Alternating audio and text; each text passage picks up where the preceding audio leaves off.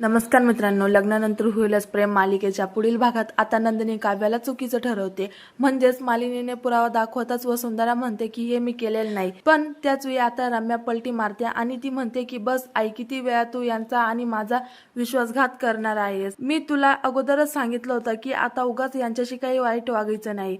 पण तरी सुद्धा तू प्रोजेक्टवर फोटो दाखवून यांचा सगळ्यात चांगला दिवस खराब केला. तर सगळं काही आता वसुंधराच्या अंगाशी आलेलं असतं, कारण तिच्याच मुलीने तिला धोका दिलाय.